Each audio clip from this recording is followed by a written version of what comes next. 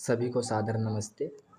आज हम एनसीटी अर्थात आईटीपी के द्वारा जो बीए बीएड चलाया जा रहा है, बीए बीएड प्रोग्राम में जो हमारा सिलेबस है वो है संस्कृत कोड 325।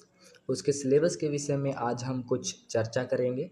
2026 के अंतर्गत जो सिलेबस निर्धारित किया गया है उसके पाठ्यक्रम के विषय में हम आज आपको कुछ महत्वपूर्ण सूचना हमारे चैनल संस्कृत जगत के माध्यम से आप सब लोगों को पहुंचाई जाएंगी, तो कृपया आप इससे जुड़ें और लाभ उठाएं। 2026 के अंतर्गत जो एनसीटी आईटीपी कोर्स के लिए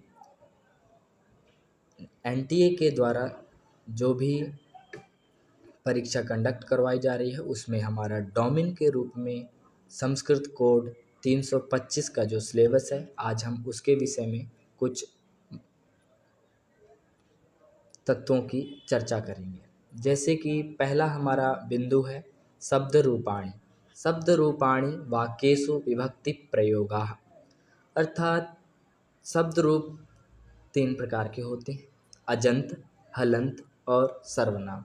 तो उनमें से हमें जो अजंत शब्द पढ़ने हैं वो है पहला बालक, दूसरा है हमारा फल, तीसरा है हमारा रमा, चौथा है हमारा कवि, मति, वारी, नदी, शिशु, धेनु, मधु, पितृ, मातृ, कर्तृ, सखी, दात्री, नृ, स्वश्री, अक्षी, गो, वधु।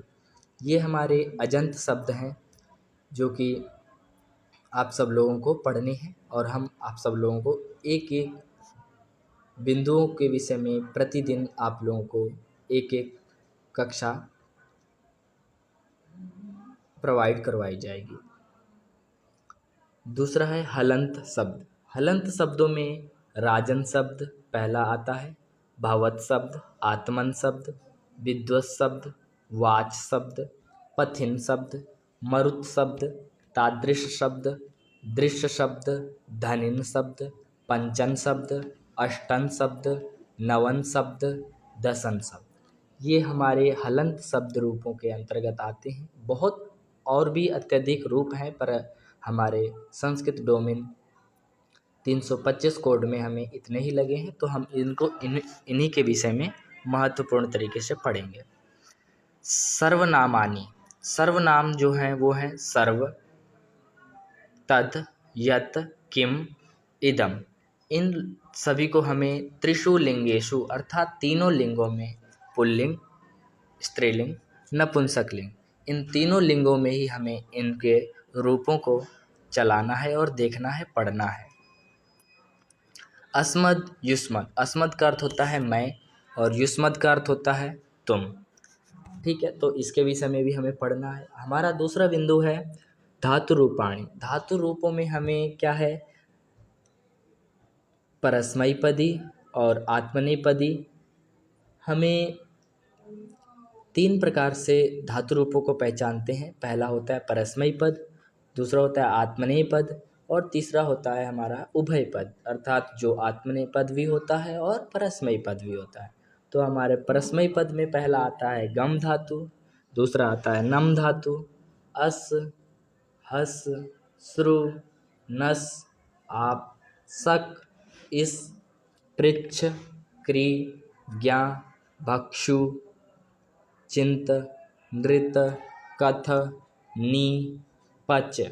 इन सभी के रूप हमें लट लकार में, लिट लकार में, लोट लकार में, लंग लकार में, विधि लिंग लकार में, अर्थात इन 5 लकारों में हमें इनके रूप चला करके पढ़ने हैं। हम इसको अपने हमारे चैनल संस्कृत जगत में प्रतिदिन आप लोगों को एक एक बिंदु के ऊपर विस्तृत रूप से कक्षा दी जाएगी।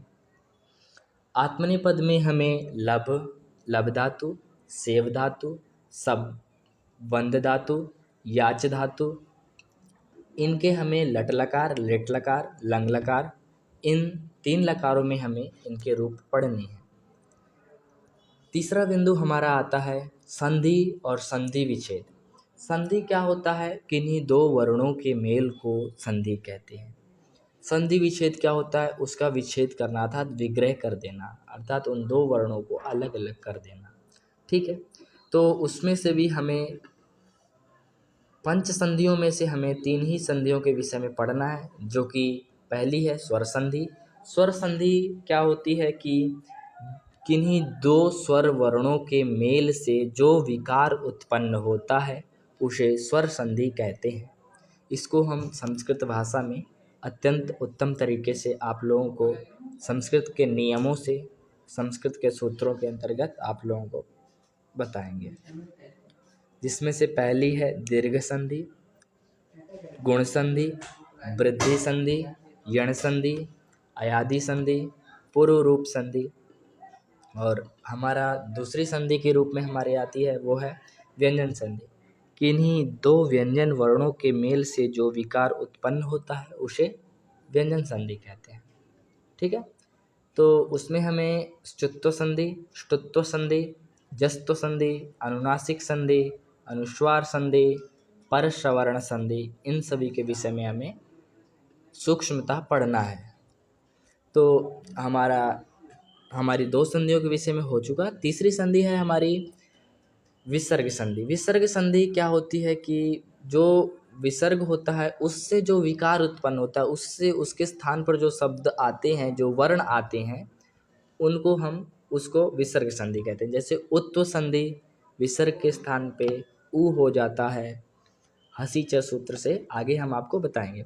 रत्व संधि, लोप संधि, विसर्ग संधि, अर्थात विसर्ग के स्थान पर श अर्थात ये तीनों प्रकार के सा आदेश किस प्रकार से होते हैं, किन किन नियमों के किस किस सूत्र के लगने पर।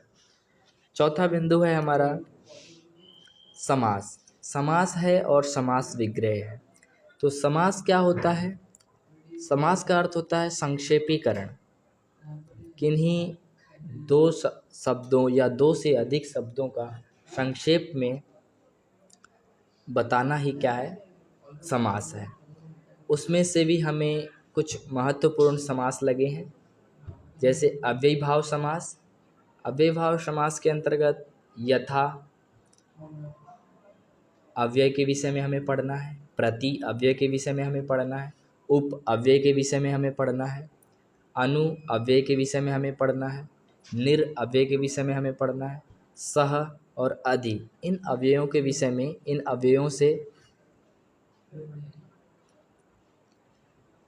कौन कौन से समास होते हैं, इन सब के विषय में हमें पढ़ना है।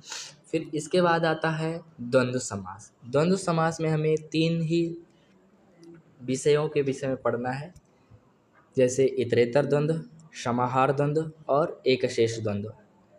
तो फिर इसके बाद आता है तत्पुरुष समास। तत्पुरुष समास में हमें पढ़ना है विभक्ति तत्पुरुष। विभक्ति तत्पुरुष मतलब कि जो सात विभक्तियां हैं, उन सातों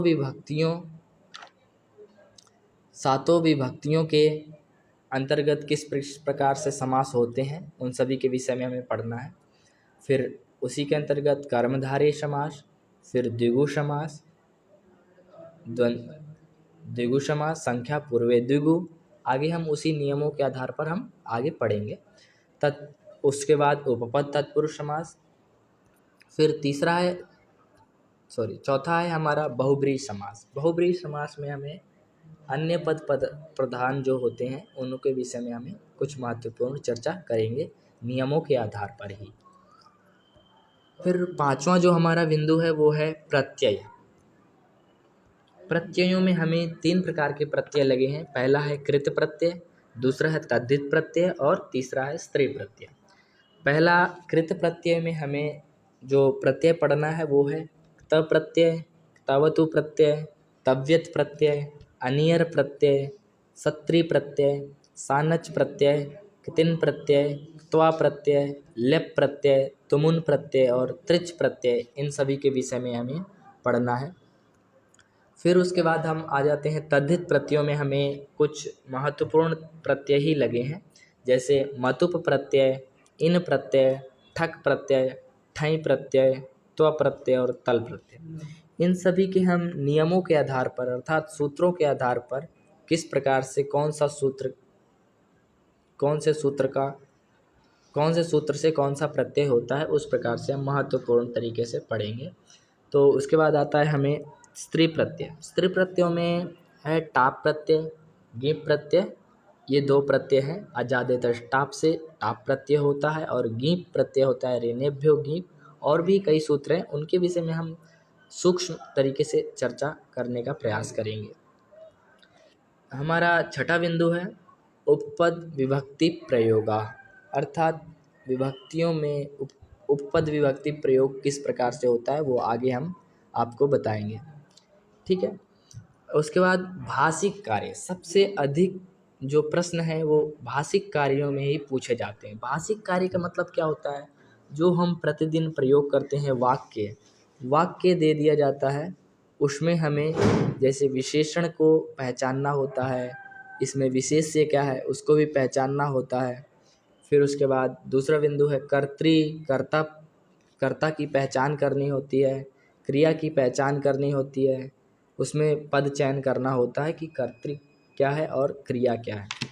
फिर उसके बाद तीसरा बिंदु है हमारा पर्याय शब्द। हमें गद्य दे दिया जाता है या पद्य दे दिया जाता है, उसमें उस गद्य पद्य में से हमें पर्याय शब्द और विलोम शब्दों का चयन करना होता है। उस प्रकार से अभी हम चर्चा करेंगे। तो हमारा आठवां बिंदु है छंद। छंदों के विषय में हमें उदाहरण दिया जाएगा, उस उदाहरण में कौन सा छंद है वो हमें बताना होता है। ठीक है। और कई बार पूछ देते हैं कि अनुष्टुप छंद का लक्षण क्या है, इंद्रवज्रा छंद का लक्षण क्या है। ठीक है। इस प्रकार से वसंत तिलका का लक्षण क्या है, तो हमें इस प्रकार से देखेंगे। जैसे वसंत तिलका का उक्ता वसंत तिलका तब जा जगऊगा। ठीक है। उनके हमें विषय में हम ध्यानपूर्वक पढ़ेंगे। ठीक है। तो हमें उपेंद्र वज्रा, उपजाति, वंशस्थ, वसंत तिलका, मालिनी, शिखरणी, शार्दुल विक्रीडितम, मंदाक्रांता, इन सब छंदों के विषय में हम पढ़ेंगे। नौवां बिंदु है हमारा शब्दालंकार। शब्दालंकार और अर्थालंकार। शब्दालंकार वो अलंकार होते हैं जो शब्दों के माध्यम से उत्पन्न पहचान कराते हैं। ठीक है। शब्दों से ही उनकी पहचान होती है। जैसे कि अनुप्रास में एक ही शब्द की या एक ही वर्ण की बार बार अनुवृत्ति होने पर उसके अनुप्रास शब्दालंकार की पहचान होती है। उसके बाद यमक, श्लेष और अर्थालंकारों में अर्थों से अर्थात वाक्य के अर्थ से या श्लोक के अर्थ से जो अर्थ उत्पन्न हो रहा है जिस प्रकार का, उस प्रकार के हमें अलंकार का बोध होता है। जैसे उपमा अलंकार, रूपक अलंकार और उत्प्रेक्षालंकार और अर्थांतर अन्यास अलंकार। ये हमारे 9 के 9 बिंदु कंप्लीट होते हैं। और इसके बाद हम 10वां बिंदु है संस्कृत साहित्यस्य सामान्य परिचयः। इसमें क्या है कि हमें इसमें से कुछ भी पूछ सकता है। जैसे कवि का परिचय, कवि का जन्म कहाँ हुआ, कवि ने कौन से ग्रंथ लिखे। ठीक है। और ग्रंथों के विषय में भी पूछ देते हैं। जैसे अभिज्ञान शाकुंतलम किसकी रचना है? कालिदास। ठीक है। किरातार्जुनीयम किसकी रचना है? भारवी। ऐसे हमें महत्वपूर्ण जो संस्कृत के कवि, जो संस्कृत ग्रंथ हैं, उनके विषय में हम सूक्ष्म तरीके से परिशीलन करेंगे। धन्यवाद। आप सब हमारे संस्कृत जगत चैनल से जुड़े रहें।